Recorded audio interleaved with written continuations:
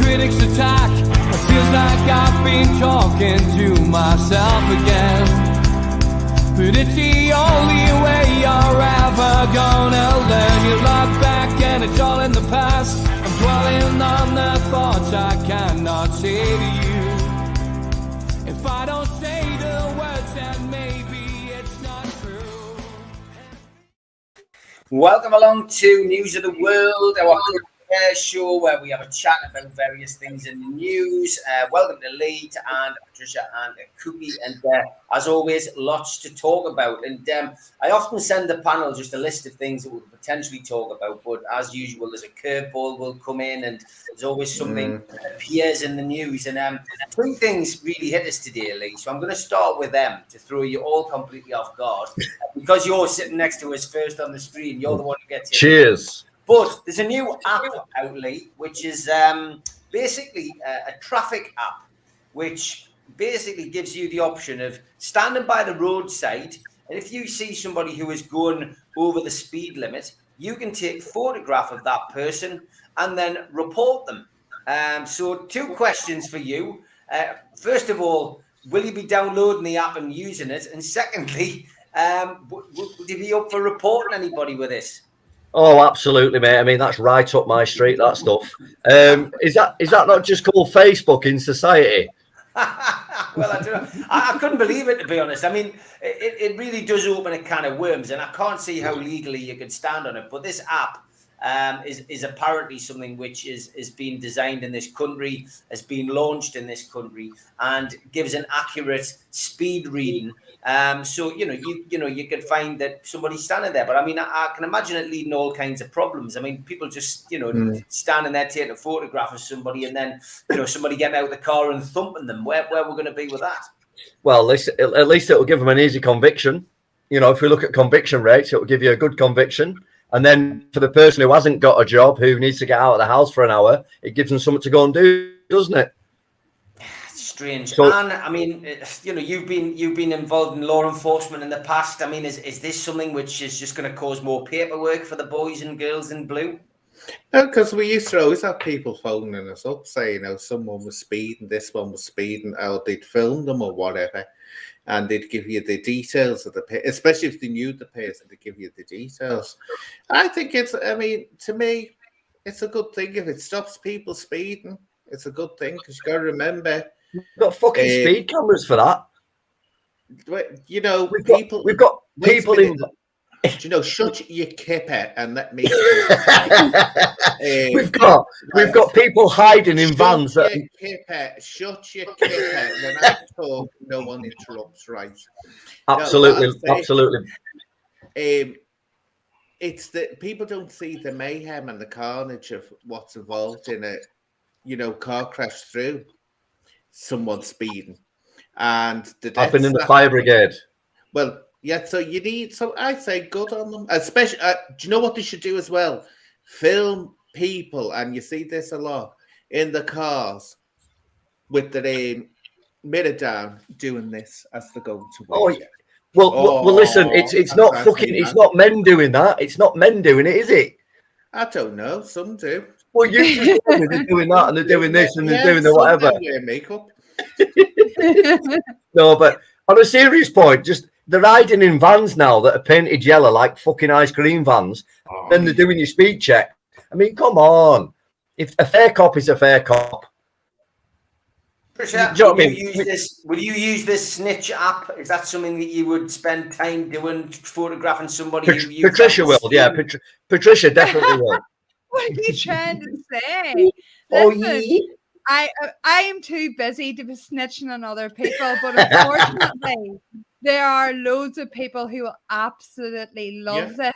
And I mean, but how do we prove? Like, how does it prove there is speeding? Like, I could just go out and take a picture of somebody going down, and how do you prove it? Like, I mean, is it really going to be that good? But I can imagine that loads of what we would call touts in Northern Ireland would absolutely love it.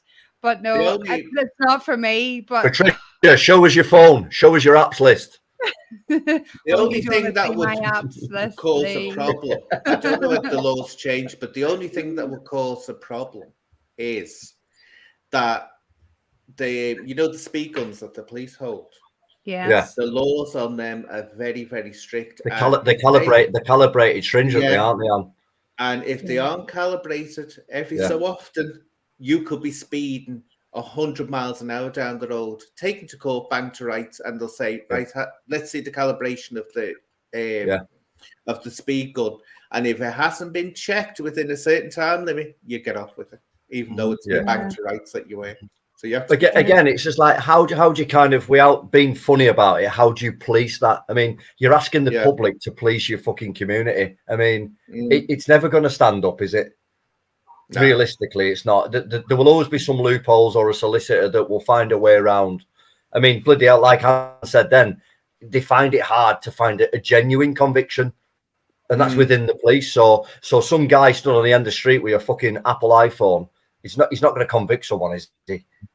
Cookie, is this something that you would endorse? I mean, it's a strange situation, is it? Or is it just a gimmick? I would never download that app on my phone. Anyway, I think not because it's like snitching and stuff and that. I get why it could help make the roads safer, and I'm all for that. And I've never seen a car crash and the after effects of a car crash before, you know. But not nice. Our society is so divided at the moment that this is just another thing that helps to divide way. And I want to be able to trust my neighbours that they're not going to snitch on us for petty crap and what have you. Yeah, exactly, mate, exactly. Making the law and harming the neighbour or disturbing them and that. And totally, mate. The energy could be put into so much better things than downloading an app to try and find someone out or look at the negativity. We could be doing so much as a society. Listen, there could be loads of apps out there that could fucking help people rather than try and fucking crucify people. Yeah, I mean, I don't find it surprising this app being developed in this country. I don't. I mean, the council, they use terrorist laws to snoop on you. You know. Yeah.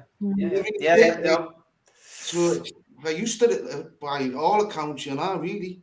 I think it's a resounding no from the panel, 100%. Mouse Charger, I hope you're well. Good evening, Paula Benny as well. I hope you're well. Okay, well, next topic.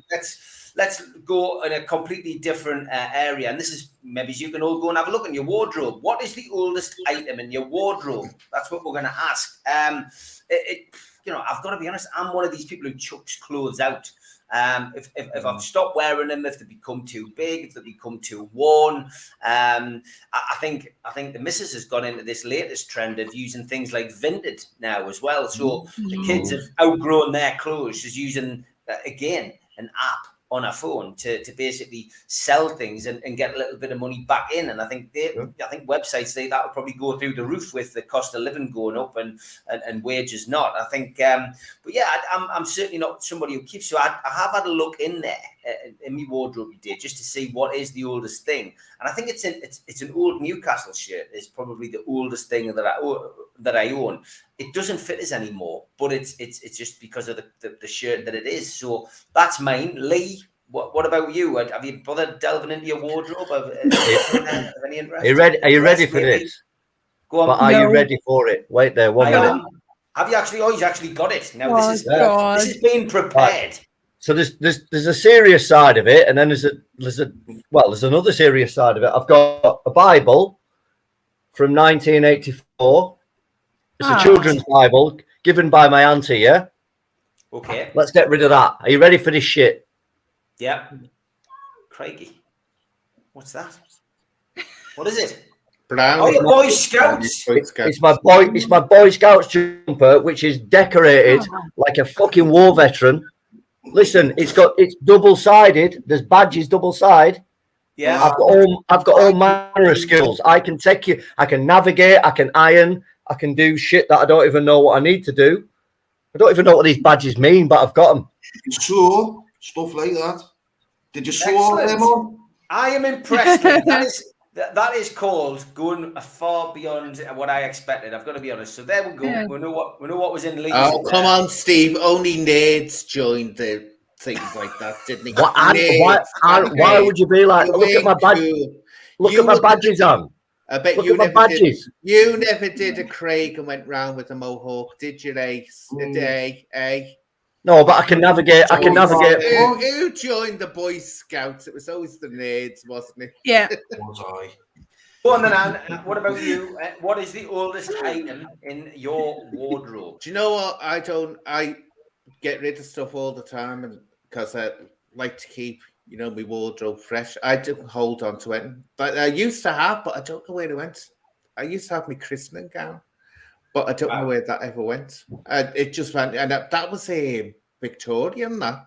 So I don't mean I'm Victorian when I wore it. I mean it was from the Victorian age. I didn't say anything. Yeah, you were thinking it though, weren't you? But yeah, No. I would never think that. I'm sure people sneak in my house sometime and rob things. They do. You're a fucking scouser. What do you expect? He's living on dangerous ground. He's on dangerous ground now. Yeah, they're on form today. Patricia, what about you? I'm presuming a woman of your class has got some kind of Dolce & Gabbana the boot on. A Versace dress, a little black number. What have you got? God, are we talking about what's the oldest or what's the least used? Because we're going down. I guess. Well, least used. Suspenders normally joking. Probably that's another story, but probably her call list from last week. Listen, it's my coping mechanism, Lee. We have to have a chat about this whole thing. But probably every Christmas jumper, you buy Christmas jumpers and then you wear them for like a couple of days. I have got like about 20 of them going back about 10 years. So that's probably, because I do have a clear out all the time. So that's probably the oldest thing. I don't have any Girl Scouts or anything like Lee would have. Just wasn't, as special as Lee. So brownies, wasn't it? Brownies, I think. Probably can't even say that. Girl Guides. What was the one before brownies? There's the one before the brownies, isn't there? Is it rainbows? Rainbows? Oh. Yeah, right, okay. I didn't know that. Well, yeah, look, there we go. So Christmas jumpers, are you the kind of person, Patricia, who takes them, so like once January comes, you put them back in the loft and then you bring them back down maybe in November? Yes, I have a special shelf for them, so they kind of go up to the top. Same with like holiday clothes, things like that. Yeah, I do that. There's probably some kind of psychological problem for people who do that kind of things. I do that. Okay, Cookie, I'm expecting some kind of West End clubber from Newcastle for you. Well, no, it's this Chav Lacoste Loud t-shirt. It was the first t-shirt I bought when I got out of Nick.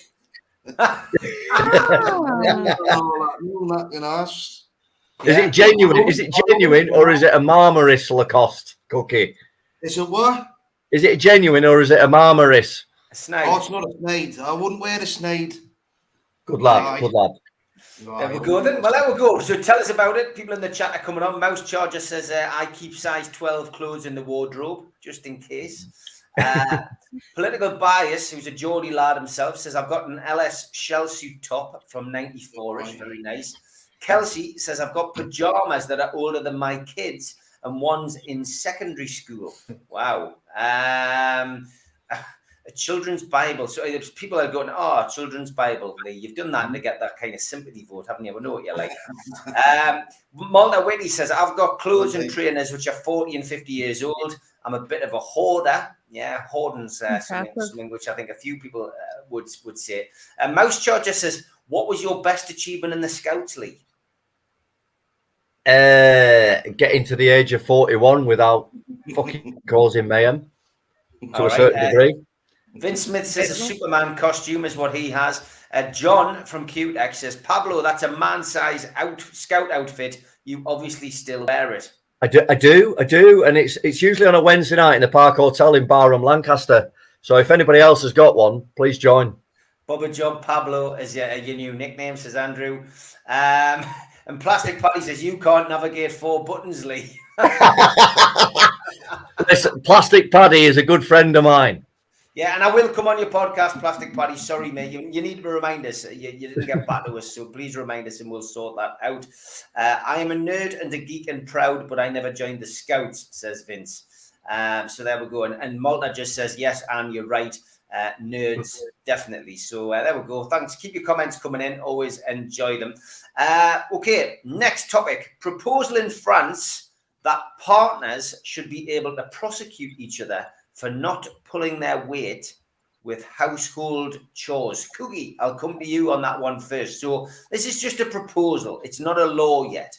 But in France, they're saying that if you don't do the dishes and you don't iron and your lass has got a problem with that, or your lad, they could then prosecute and you could end up doing time for not doing the dishes. I think it's a bit ridiculous, like, you know. There's a thing about doing chores and then cleaning up after people, you know.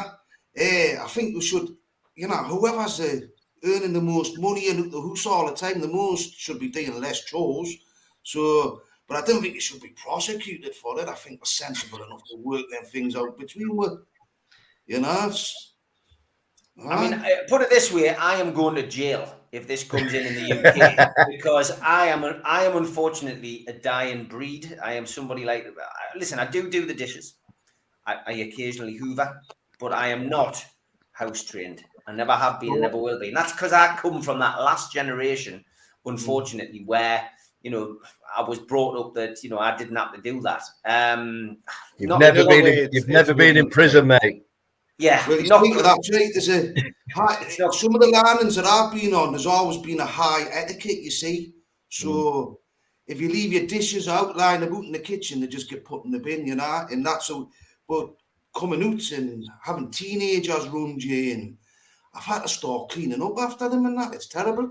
And they take advantage of it, don't they? So I've had to start getting domesticated and all that sort of stuff, Steve, you know. Otherwise, I'm just used to cleaning up after myself, and that's it. You know? That's fair enough. Patricia, what about you then? On this kind of scale, I mean, you know, what's the situation been like in your house? Is it equally spread when you've? No, it would never ever like any. I mean, relationship I've been in, it's never ever equally spread. So I mean, I think it's a ridiculous law and it'll never work, but at the same time actually excites me a bit because I would love to, in the throes of anger, going, do the dishes, and then if they don't do the dishes, like get them prosecuted and thrown in jail for a month. It'd be great. Like it would satisfy me. So but I don't think it's ever going to work, but I mean it's interesting. France, I don't know, they're nuts. The fucking French, they're stupid, aren't they? Yeah, I mean, yeah, and this is another one of those crazy news stories, you know, to go in amongst all the serious ones. But I mean, look, typical French. Where did you read it? It's been widely reported, but it was on both breakfast shows that I watch anyway. Good Morning and Britain. The Times reported and in the Times newspaper, yeah. So it's a genuine story. The Paris Gazette. Well, if they want to do it, let them do it. It's up to them, isn't it? I don't know the way to enforce it, but let them do it. Apparently 14% of women supported prosecutions and 13% of men polled in whatever poll it was also supported prosecutions. Fucking right. Yeah.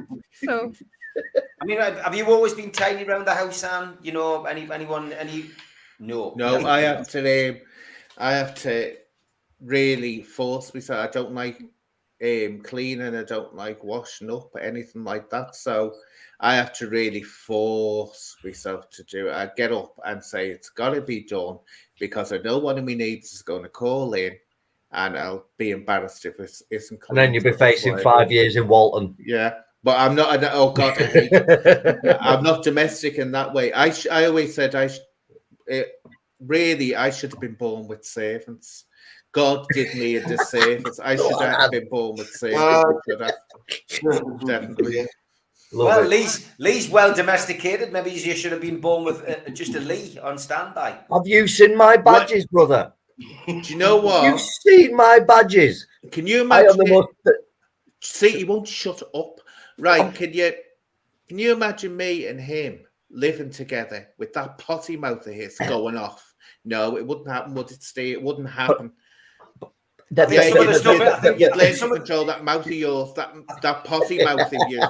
I think Yeah, you but living I'm with very Lee- I think you domesticated. living- I'm starting to get a pattern here. You living with Lee, I think then we could get some of the stuff out of Patricia's wardrobe, which she doesn't like to mention Oh or yeah. use. absolutely. I mean, you could probably use that on Lee to keep him domesticated. Yeah, and I'll put my Cub Scout jumper on again that I'll fit into, and Yeah. then I'll just do all the ironing and shit because I've got all the skills. Oh, that's brilliant. I think there's a reality show on this. Aye. 100%. There definitely is. I think Lee, you could put that to Anne really well. Lee, I'm presuming you think this is an absolutely ludicrous idea, like me. No, I think it's a fucking brilliant idea, mate. If that's the case, I'd have been visiting all my exes in jail.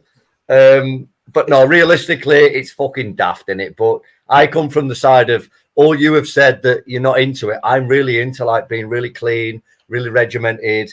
Cookie'll know what I mean. When you've spent a little bit of time at the Queen's Pleasure. hotel, you kind of become really self-sufficient and really self-conscious. And I've carried that. I always had it anyway because of the past that I've had, but I always carry it forward. I'm really self-conscious. I'm domesticated. I'll make sure all the jobs are done before we go and do whatever. But yeah, I'm probably the antidote to what you lot have said. I'm regimented. I should have been in the army, Salvation Army, whatever. Mouse Georgia says, "Oh no, this is a ridiculous proposal." John from QTech, who likes to invent things, it has to be says, "We need an app to spy on people not doing their share of the housework." Yeah, well, get yourself on it, John. I'm sure you can make that. Political bias loves the proposal. Vince Smith says they're going to have to build some pretty huge prisons for this. Which I would say. Vince says, "I do everything in my house." Stop showing off, Vince. Paul Lahat says, "This is a ridiculous proposal, in my opinion. Bringing the law into the home is always a dangerous precedent." Malta Whitty, I'm seeing this. These are all the people who are like me who do very little around the house. Ridiculous that prosecuting your partner for not hoovering. Yeah, this is what could happen. Malta Whitty says, "Hello, Steve. 8 months for not hoovering. This is what could happen. I know, sorry, political bias, but at least I'm honest and hold my hands into it." Mouse Georgia says, "There's more dust on my Hoover." Also, is there levels? If you missed a bit, is it just a sanction? Which is a good question. I got rid of my Hoover. It was just gathering dust, says Blue. Really? Plastic Paddy says, "Pisses me off clearing up after anyone, even my loved ones. Not about to ring my brief about it, though." And Kelsey says, "Mums all over the country giving up housework to get a month's break from the kids in prison." Fucking class. Absolute class. Keep them coming in. Okay, Rishi Sunak's been in the news as always. We've had a lot of politics which we could discuss. The angle I wanted to talk to the panel about tonight, Lee, was Rishi Sunak. Of course, you know, has been chucked under the bus, I guess, by Boris's people. He's getting a little bit too close to number 10. Obviously, living at number 11 for the time that he has. No wonder. But you know. The financial affairs of his wife have been brought into it, and it raised the question: can you really be an MP if you've never experienced hardship? So, what's your thoughts on that? Do you know what? It's probably one of the best questions you've ever come up with. As a normal man, a working man on the street, your automatic answer would be no. But then when you think about it, you think of the level, and I don't want to sound derogatory here. We're not very intelligent, let's face it, or are we? So do we have the qualifications to run a country, to run a business, to run an organization, and then represent people? I don't know. I really don't know, mate. But if you ask me straight off the bat, I'd say absolutely fucking not. Because you've never experienced having to go to work. You've never experienced doing a 12-hour night shift and then having to make a decision and then having to feed mouths, etc. Personally, when I look at them now, when I look at this government we've got, it's just a trail of destruction. So my automatic answer to you there, mate, is no. No, you can't. But it will never happen because finance, notoriety, fucking whatever you want to call it, will never, ever, ever be taken down. The people will never take over the people, will they? Let's face it, finance will always rule. Okay, Anne? Well, I don't know, Lee. What makes you think that he's sitting around doing nothing and that's how he's a success?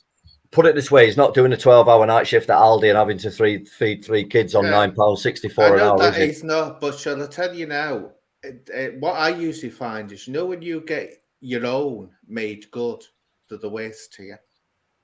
They're the waste to you. So it doesn't matter what background someone comes from. Yeah, but and they're never from backgrounds of ours, are they? Let's be totally honest. They never come from where we've come from. Not about the Conservatives, you won't know. Well, exactly. So they're never going to come from, like Steve said, they're never going to come from the streets or from a wealth. It's. You see, the thing is, the problem you have, this is what I've always said with politics, is that we've moved away from the days. There was one time when it was unthinkable that a prime minister had never served in the forces. It would have been unthinkable. They all had to have served in the forces to prove themselves. But now it's a job in itself, being an MP. But I don't think it matters the background. What matters is... Of course it does. No, it doesn't. Of course it does. You can't be... You will not be one of them if you've not come from a privileged background. Absolutely. No, what you're doing, Lee, right? You forget I've mixed with working class people. I've mixed with people at the top. Yeah, I get that. I totally get it. And I tell you now, some of the most level-headed people you can meet, no-nonsense level-headed people who know a solution, people that come from those elite groups. I'm not saying that someone working class can't either. You have to have a mix, but the only thing that's happened with, especially now, is that you've got too many of them are from the elite background. They are from the Eatons and all that. Yeah. But I can show you now, I'm from Liverpool, right? All our MPs, they're all councillors, they're all ordinary people.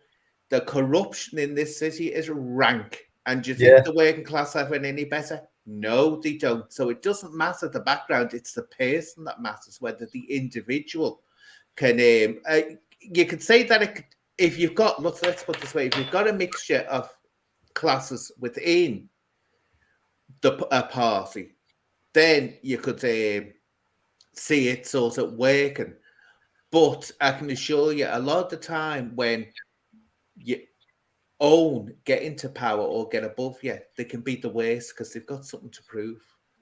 Do you reckon? That's what God, yes. Yes, not half. They've got something to prove, and it usually ends up that they're the ones that will do the bad things. Whenever I sit around with let's say with my family or my friends, we will all sit there and watch a news program, and you see these people come on TV, and my automatic thought is, I'll be totally honest with you, you're a fucking privileged dickhead who's had a great education. And listen, we all know my backstory. Forget that.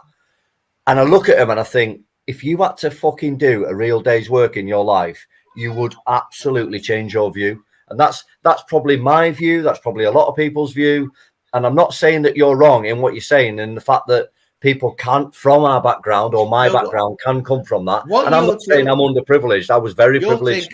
What you're saying, Lee, and this is where I'm going to pull you up on this. You've got this idea that people who are from privileged backgrounds have it so easy, and they don't do anything but sit around all day and have handed on the plate. Some of them have to really work damn hard. I'm not saying that. I'm not saying that. What I'm saying is they don't have can also be in the situation that they don't have a night shift or they don't have a day shift. They can go on for hours and hours and hours all through. Of course they do. The genuine, like what we've said before, the genuine ones will do it for a genuine reason. There are people propelled into that situation because they've got a surname or they've got a financial background. That's unfortunately that's the nature of the beast. Because the rich will rule the country. End of. Yeah. Then you pick out the genuine people, and that's why we tend to vote for the people who we think are the genuine people, like we did with Boris or like we do with Tony Blair or whatever. And then we decide that they're all fucking part of the same fucking bullshit circle. But you're right in what you're saying. There will always be genuine within any kind of class. Yeah. And I get that. I totally get that. But the people who may be genuine may not get that opportunity. That's all I was saying. Thoughts, Patricia? Do you remember that TV show Undercover Boss? It was on, yeah. I think anybody who has to serve as MP should be made to go undercover into the most underprivileged areas in the UK and spend a month with those people not knowing who they are. And obviously, I mean, I just think more would be done. I do think there's a lack of empathy, and I do have an issue with the privileged backgrounds. And I mean, decision making, yes, brilliant, but there's a lack of empathy. And I think if they were to really spend time and some been really done, impoverished areas. But I don't think they would, because they go back into the privileged background. Do you ever remember exactly this? What I'm going to say, like, do you remember years ago? Don't know whether you remember this. There was a program on, and a Conservative MP had to spend a month on the dole. Yes, I do. What happened? What happened? He went through that. He struggled, and at the end of it, I still think it's enough. It's not enough to do it for a month. You'd have to say to him, right, you're going to do this for 5 years.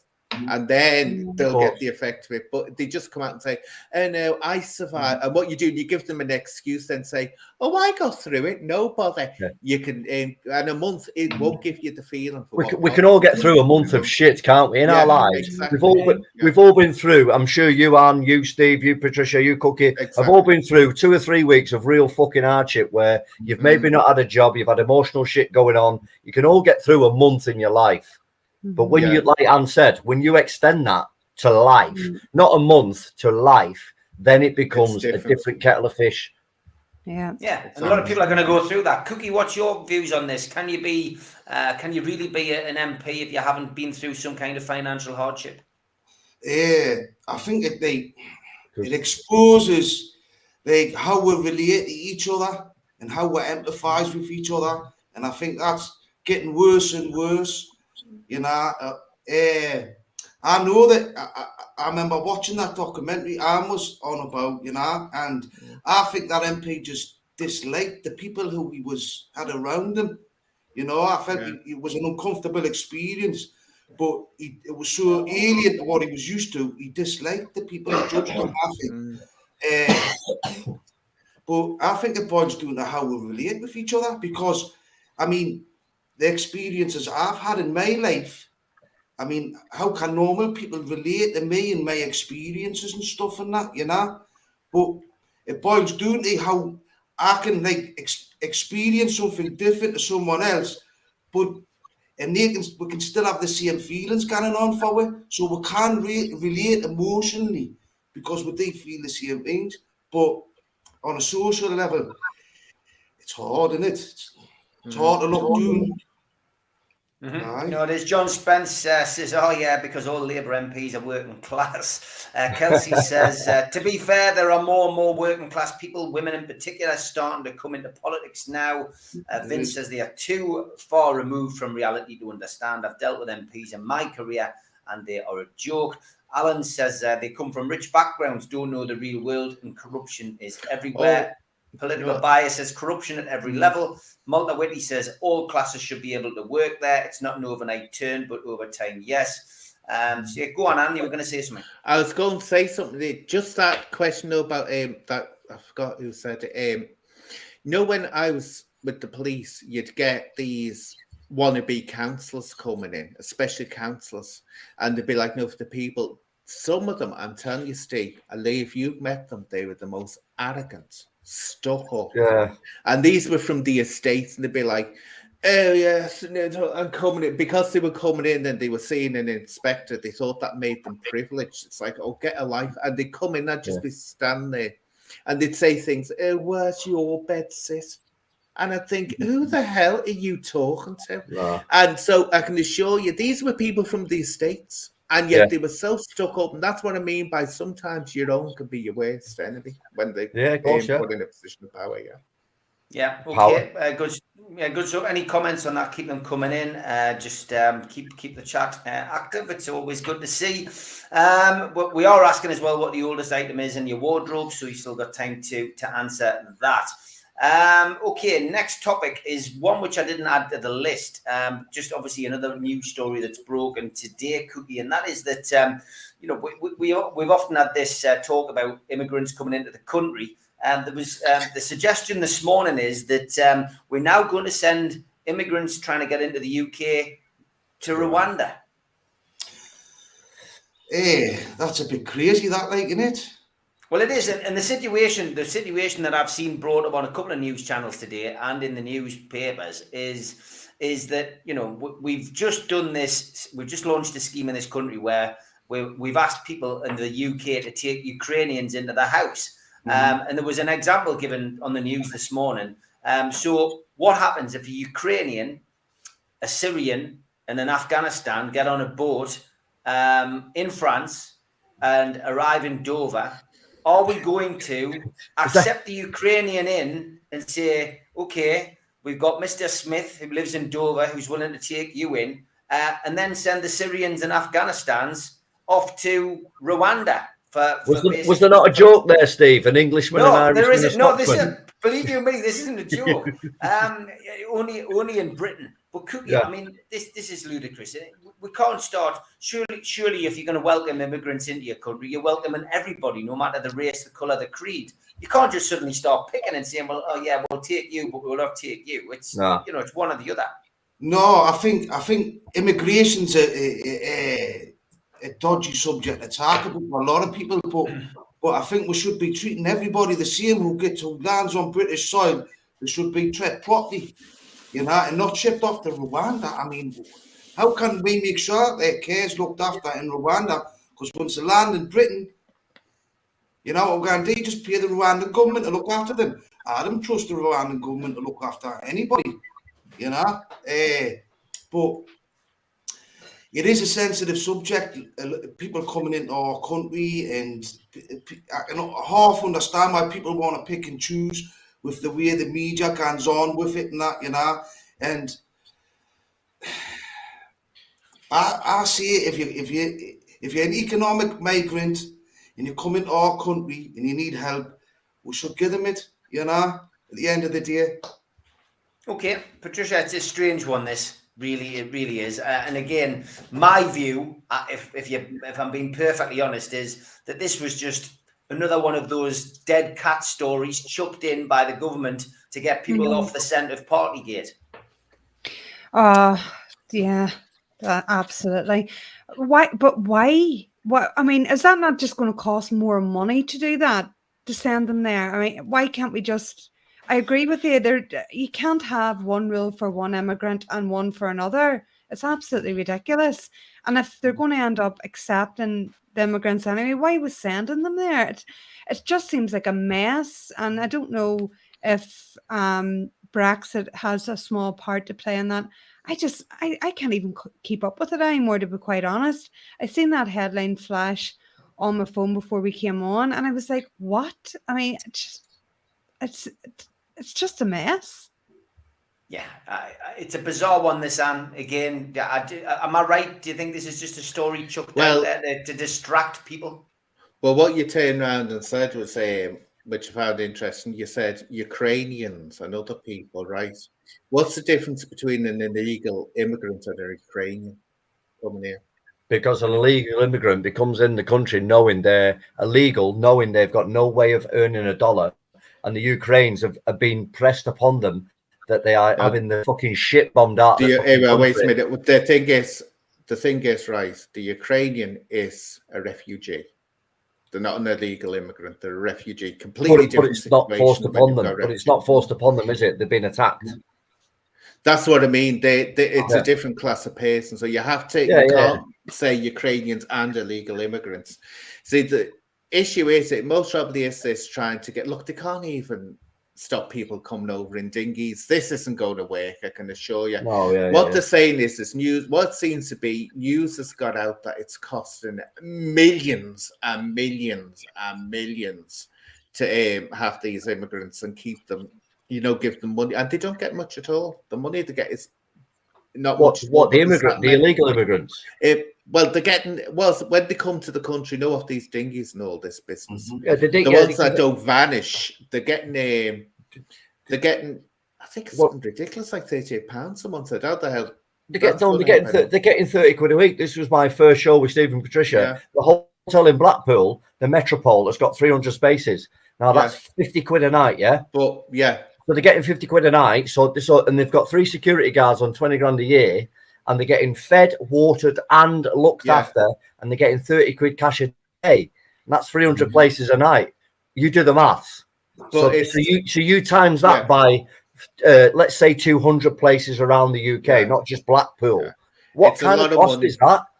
Yeah, it's a lot of money. But what I'm saying is that it most probably is just a distraction story. It's just like I'm saying that they're doing something. But also another thing that they said it's for, which is important, is to stop the gangs that are bringing these people over. Because what you've got to be careful of, because I've seen someone going, oh, that's what Hitler would have done, shipped them off to this place, that place. And as I said, yeah, but these gangs, a lot of the time, people who are being helped to England, not just England, other countries as well, they're being forced in to slavery.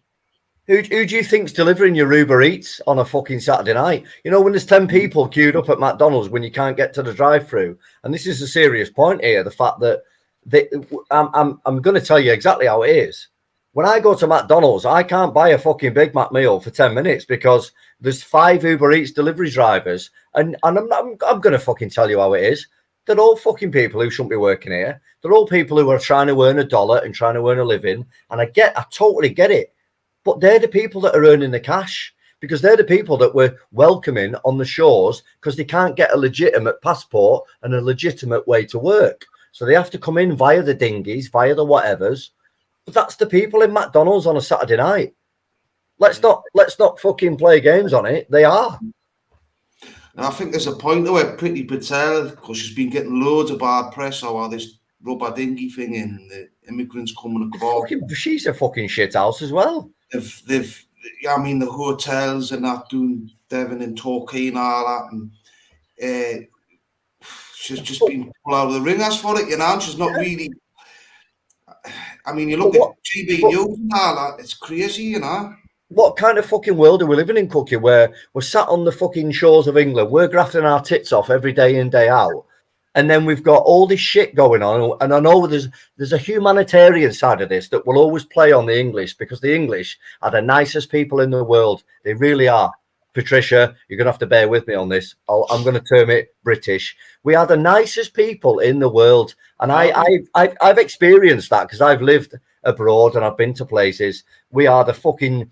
We did things a long time ago that was very bad, but we are the nicest people in the world. We really are. And do you know what, Lee? I'm sure every immigrant into this country is thinking, my God, that Lee is an absolutely lovely person. Yeah, because we are, because we You're want such a look. I bet to go, oh, I want to live there. Fuck off, everybody's just been saying. Fuck off. No, because we genuinely are. We genuinely are. We are the most welcoming. If you walk down the street, Anne, and you saw someone in trouble, you would go and help them. No, I wouldn't. I'd just say, get out of my way, peasant. I've got.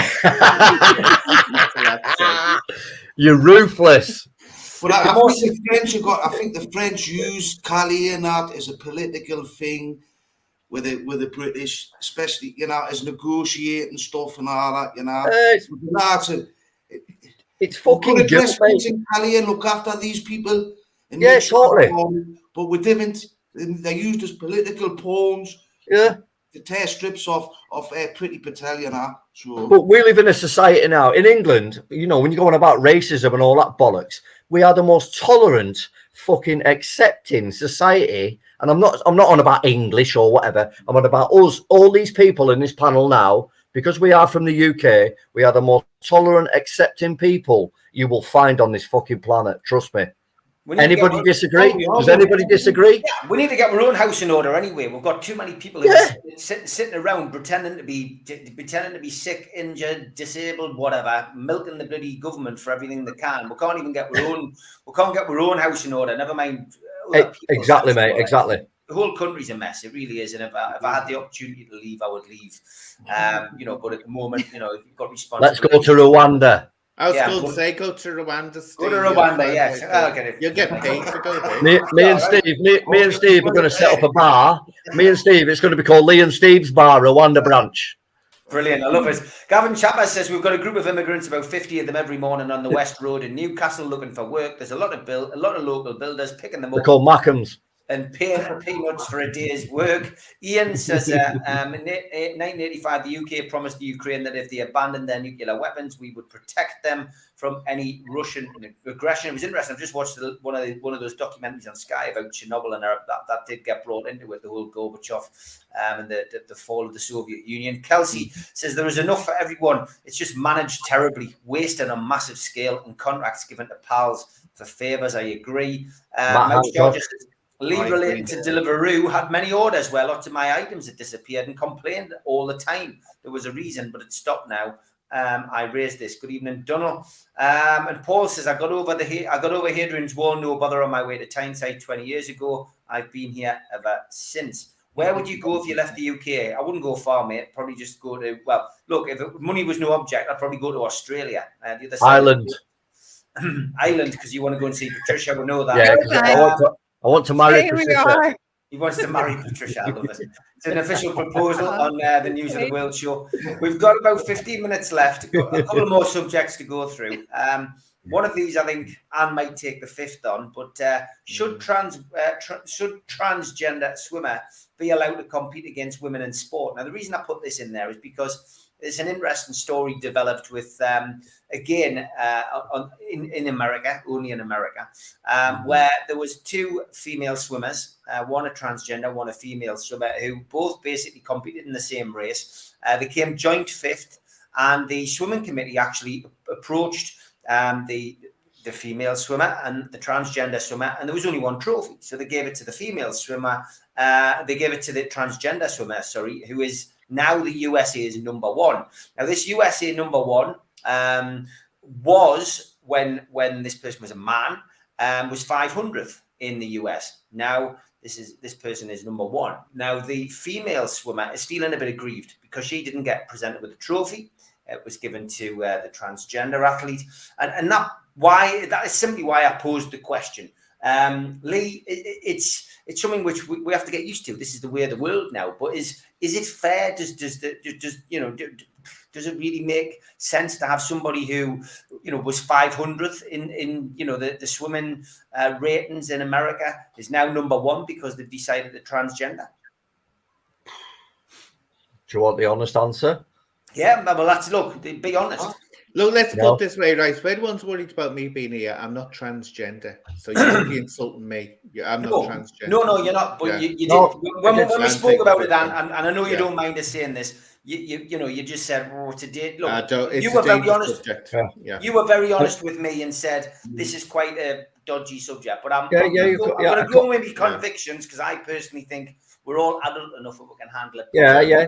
I'm sensitive. I'm sensitive to the fact that obviously what Anne's just said. But when you look at it, even when you look at an image, because obviously that's what the media will portray, the fact that they've got this big 6-foot woman that's built like a brick shit house, and you've got a girl that's whatever.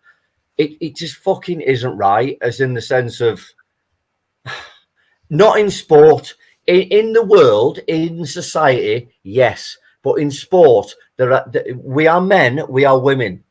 There is no fucking divide. I'm being deadly serious about that. Men have a shitload more testosterone. Women are far better at other things, blah, blah, blah. We all have our place in life. You will never get away from the physicality of a man and a woman. And society, forget society, because if you talk about society, then it's a level playing field, end of. But when you talk about a physical fucking event, absolutely not. No, she shouldn't be. Well, he shouldn't be in the same category. Absolutely not. Okay. Especially someone who's competed as, if I'm going to say this, if someone who's competed as a man then decides to compete as a woman, that's totally wrong. Okay. Anne, would you care to answer just that question about the swimming situation, just this one particular situation? No, I tell you now, Steve, like, there's enough people out there, TAFEs and all that will, cis straight people that will come in on this. I don't need to start giving my opinions on it. Okay, that's fine. I completely respect your decision, Patricia. I mean, I've tried to read so much as possible about research and balancing fairness and inclusion, and I mean, I'm no expert, and I'm not going to pretend to be. We have women and men's sports for a reason, but it's such a sensitive subject that I feel that I couldn't possibly give my opinion. There is, like I said, fairness and inclusion. How do you balance that? In America, but Patricia, you'll never get away from the fact of we are male or female. If we didn't have male or female, we would never reproduce, and we wouldn't, as a human race, we would never procreate. I So know I understand that, Lee, but there is sporting bodies that have, strict regulations. I know Leah Thomas, for example, she was on hormone therapy. I'm sorry, that mightn't be the right word, for twice as long as the sports bodies said she had to be before she competed in women's sports. She abided by all that. I understand the arguments and everything else, but again, there's now different sporting organizations making up their own rules, and it's an absolute mess. Something needs to be done. I can't tell you what that should be, because I can't speak, because I am not someone who is transitioning, and unfortunately I don't know too many people who are. So I mean, just reading it, I would just advise people to go on and look at some of the research that's been done and make up your own minds, because like Anne said, there is so many people out there that's able to turf out their own opinions and everything else. But for me, the thing that I'm going to say is, how would you feel if you're? I'm going to flip it on its head. If you were let's say you were a class of girls, yeah, at the age of 16, and there is I'm going to flip it on its head, and there is a man, or sorry, a boy that comes along that says, "I'm now identifying as a girl," which is fine, no problem with that. So you're in the egg and spoon race, and I'm being humorous by it. And there's four girls sat there, and there's a guy sat at the end of the race, and he's got a fucking egg and spoon, and he flies on to the end, and he absolutely takes the piss, because let's face it, as a male, you are physically more dominant, more quicker, more whatever. How do you feel as a girl that the fact that, I'm going to flip it on its head here, Anne and Patricia, how do you feel that guy's just gone and taken the piss out of the five girls? There is more to it than just taking part. I mean, they just people. Well, no, because the guy who's identifying, there's a lot of the hormone therapy and everything else comes into play there. Look, like I said, I actually, before I came on today, I was reading some great research by a professor in America, things that I didn't even know, and there's so much more that needs to be done. And it's a very complex subject, stage, because there is, like I said, the balance and fairness and inclusion, and I don't know if that can ever be done, but something needs to happen, because it's. But if you're five girls that are stood there on that start line, and there is a young man or a young boy that comes along that says, "I'm now identifying as a girl," and that just doesn't happen. That won't just happen. But why wouldn't it happen? Because that's the flip side of what we're talking about. Because in a few years that will happen. Athletes can't just walk up and say, "Oh, by the way, I'm now identifying as a male or female." They do, because that's what's happening and everything. So I think you've got to be on hormone therapy and all that. Yeah, you do. For a certain amount of time before you can compete as a woman and stuff and that. Yeah. It's a very sensitive issue, especially in America. I mean, in Congress in America, a lot of the politicians can't say what a man and a woman is. The difference between the two, they can't openly say that in Congress. It is a very sensitive issue, because I mean, try to relate with someone who's feels like a female, right, and everything about them feels female, but they've got man parts and stuff. And I'm not on about the emotional side of it and the actual ethical side of it. I'm on about how do you determine. I know, but it boils down to what that person, that feels like a woman, you see. Yeah, And well, chores. respect that in society without it infringing on anybody else's rights, but respecting that human being's rights, you know. But all I'm saying is, I'm going to put an hypothetical situation in, Cookie. Listen, we're in a 100-meter race, and Usain Bolt turns up, and he says, "Listen, I'm identifying today as fucking, as whatever, as a woman."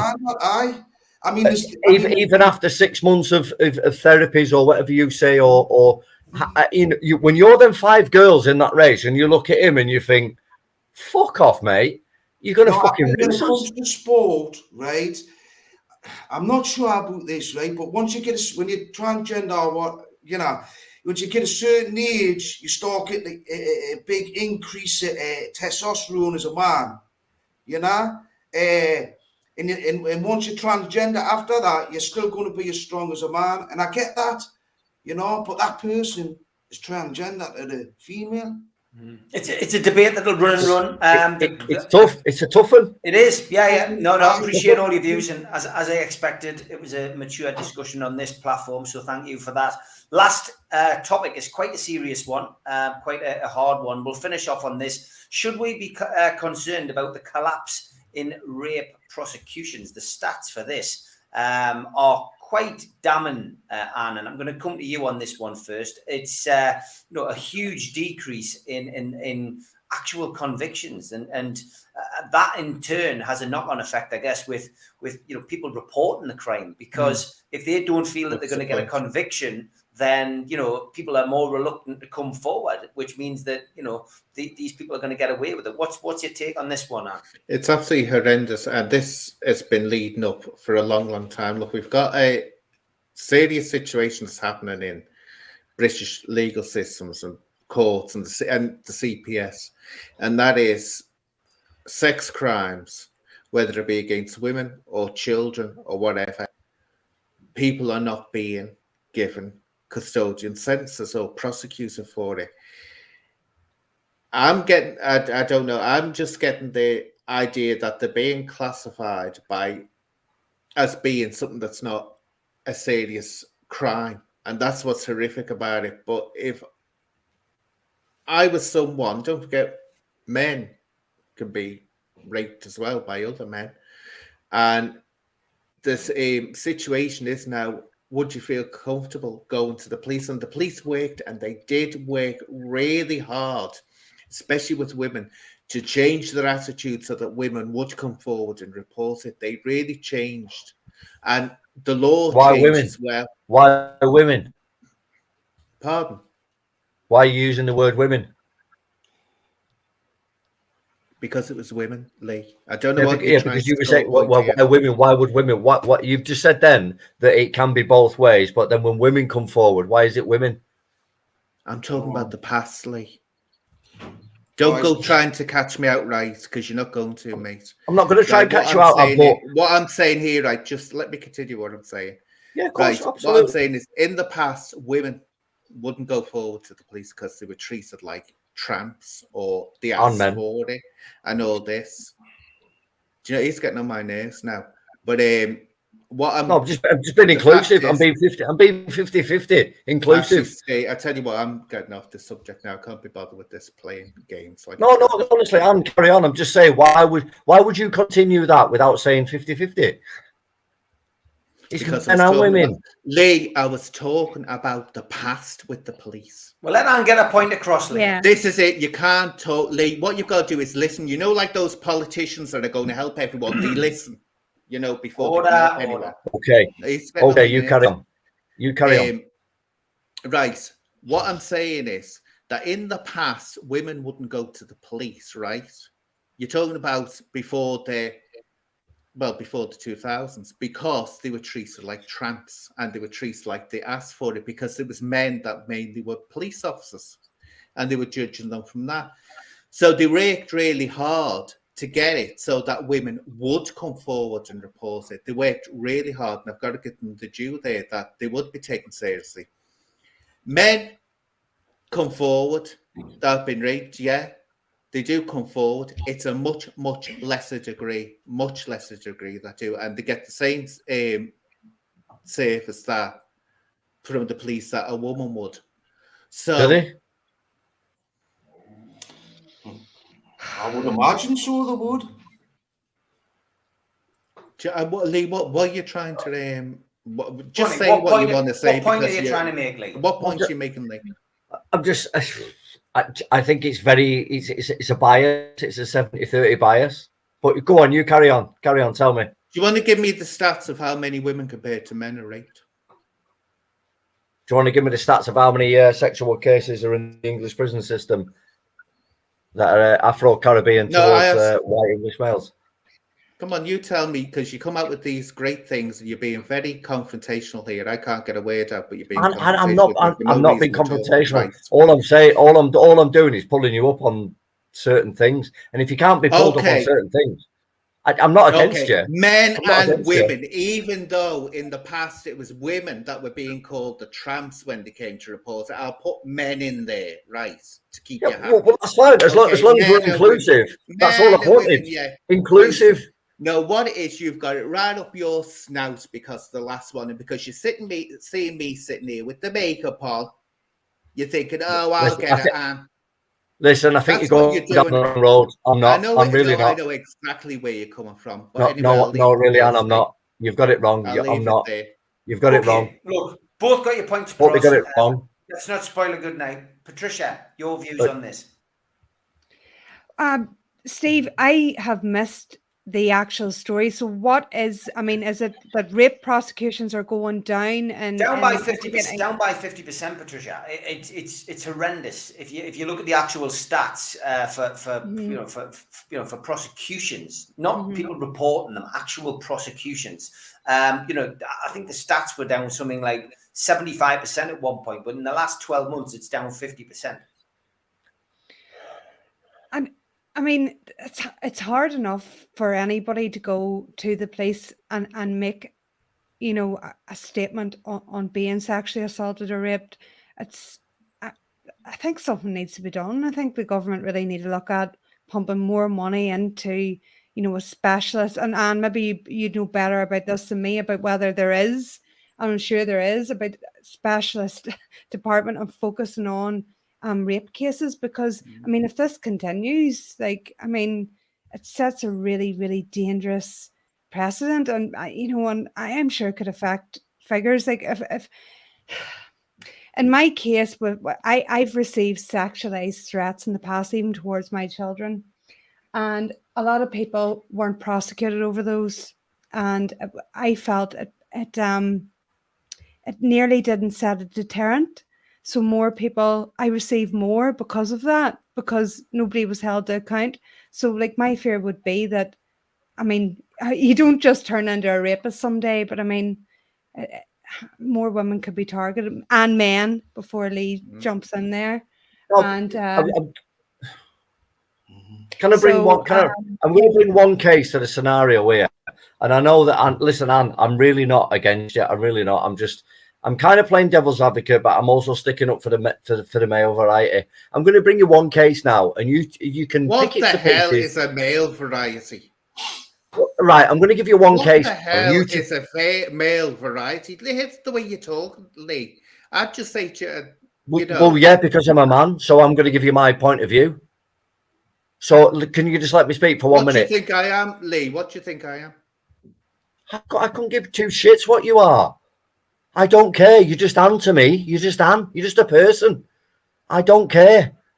This is not about male versus female. Listen to me now, what I'm going to tell you. I'm going to give you one case. Ched Evans, a footballer that me and Steve will know about. He got accused of rape. The guy went down for 5 years, but he was innocent, and he told everyone he was innocent because he took a girl back to a hotel, and she said that he raped her. And he got proven after trial. And we all know the case. So don't sit there like we don't know it. We all know the case. And he did his time. And then he got proven innocent. That guy lost the chance of going to a World Cup. He was a footballer, and not a very good footballer as in the sense of Premier League. But he got accused of rape, and he did 5 years because he said, I didn't do it. And he got proved innocent. So what's that got to do? What's that got to do with no prosecutions or prosecutions going? Because we're talking about the rape claims, the kind of culture that we live in of rape. He did this, he did that, he did whatever, or she did this, he did that. But we're going down the route of he did this, he did this. That's my point before. Why is it always virgin on the female? There are good men out there. You made your point. Well, what we'll never speak about rape again because it might offend men. I thought you were on about. It does yes, it fucking does offend a man because there are good men out there that are getting. God, he doesn't realise what he's saying. So what you're saying is we should ignore rape because it might upset men. No. You've twisted that. What I'm saying is there are men out there that are getting accused of rape that have not been fucking raped, that are not the rapists. That's what I'm saying. Don't fucking twist this. I haven't twisted. You said it. You did. You've twisted it. And when we replay it back, you've twisted it. And the people will know you've twisted it. Cookie, on to you before we finish. Your views on this rather controversial subject. It is. You know, you're better than that. But women are more vulnerable to rape than what men are. You know, and that's what I thought the understanding was. Yeah. I don't understand enough about why these convictions have went down so dramatically. I don't know why these convictions are being undermined. I don't know what's going on. But it's alarming, certainly, because, you know, we should be protecting ourselves at all times against any sort of crimes like this, because, you know, it's disgusting. And the effect it has on the victims it's a bit like, I related it like burglary, you know? When you burgle someone's house and you go to their personal space and you invade their personal space and you know, they feel violated. People feel violated who've been burgled, you know. Obviously, a rape victim is a lot worse, a lot more bad feelings, you know. So I sort of like understand a little bit about all that and how I can relate to maybe not. I don't know. I'm tongue-tied. No, listen, Cookie, it's interesting, and that's what makes this show interesting. We come out with different subjects and stuff, and it's very kind to hear some of the comments, and the comments have been great. Everybody in the chat's been great. It's like question time, but better. Ian, that was the idea when we set this up, just to have a chat about different things. And the news is constant; it changes all the time, and ultimately, we've got some really intelligent guests sitting on the panel, and it does get a bit heated, and it gets heated in real life. But it's all fair in love and war, in love and war, love and chat. We all love each other.